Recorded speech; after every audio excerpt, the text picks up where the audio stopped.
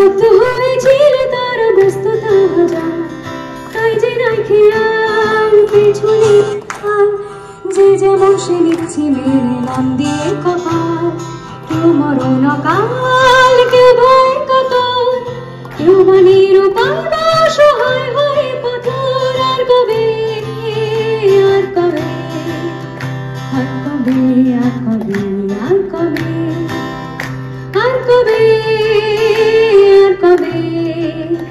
আর কবে, আর কবে, আর কবে, আর কবে, আর কবে, আর কবে কণ্ঠ শক্তি পাবে, আর কবে, আর কবে চিত্ত স্বাধীন হবে, আর কবে, আর কবে সিক্ত হবে হৃদয়, আর কবে, আর কবে সে উঠে দাঁড়াবে, আর কবে, আর কবে, আর কবে, আর কবে, আর কবে, আর কবে, আর কবে।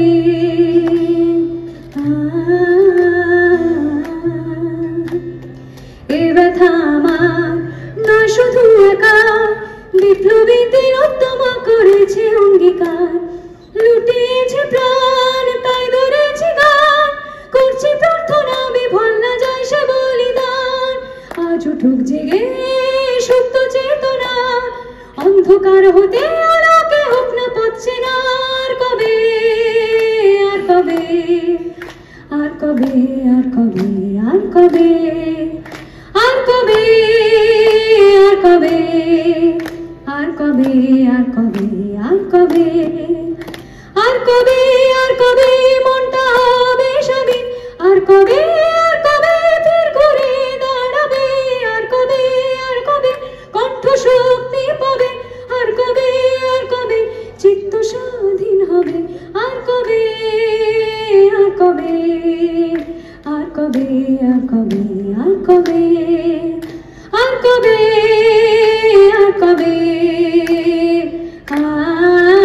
একটা লড়াই চলছে এই ইস্যুকে ঘিরে, এই মুহূর্তে ফোকাস কি হওয়া প্রয়োজন, বা আপনি আজকে কনভেনশনে কি বক্তব্য রাখলেন মূল নির্দেশ?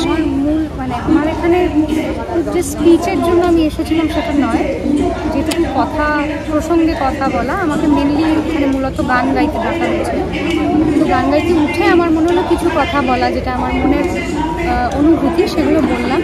সবটা যে গুছিয়ে বলতে পেরেছি তা না, কিন্তু আমার মনে হয় যে আমাদেরকে যেমনি ধৈর্য ধরতে হবে যাতে মানে কারেক্ট যারা করেছে তাদেরই ধরা হয়, কোনো নিরপরাধকে ধরে স্কেপগোট না করা হয়, সেটার জন্য যেমন ধৈর্যও ধরতে হবে, কিন্তু এটাও মানে বুঝিয়ে দিতে হবে লড়াইয়ের মাধ্যমে যে এই জিনিসটা সময় পার করে করে সময় মানে কিলিং টাইম, যেটা একটা সিস্টেম, সময় পার করে করে করে করে মানুষের ধৈর্যের পরীক্ষা নিয়ে নিয়ে এটা থিতিয়ে যাবে, এটা ভাবলে কিন্তু এইবার তাহলে ভুল করবে যে সরকারি একটা পুজোর মরশুম আসছে, বলা হচ্ছে উৎসব, তো এই উৎসবে কিভাবে সাধারণ মানুষ বা তাদেরকে কিভাবে সামিল হওয়া উচিত, বা এই মুহূর্তে পুজোর মরশুমে তারা কিভাবে এই ইস্যুটাকে জিইয়ে রাখবে বলে আপনার মনে হয়?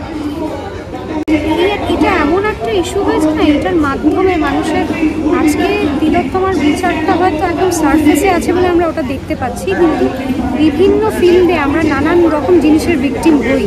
আমরা স্পেশালি যারা খুব রাইচাস, যারা অনেস্ট, যারা ডিগনিফাইড, যারা কম্প্রোমাইজ না করে একটা জায়গায় অবধি পৌঁছেছি নিজেদের ফিল্ডে, তাদের তো নানান রকম সময় নিজেদের ডিগনিটিতে আঘাত এসছে। সেই জিনিসের ক্ষোভগুলো যে যা কিছু কালো, যেটা সমস্ত ফিল্ডের করাপশন, স্পেশালি সিস্টেমের যেই জায়গাগুলোতে ঘুণ ধরেছিল এতদিন ধরে, সাধারণ নাগরিক হিসেবে সবটা হয়তো আমাদের চোখের সামনে প্রকট হয়ে এভাবে আসেনি। সেটা এই মেয়েটি যে শহীদ হলো, এই মেয়েটির এই ঘটনাটার সূত্র ধরে পুরোটা বেরিয়ে এসছে চোখের সামনে, সবটা ছিলই, হচ্ছিল।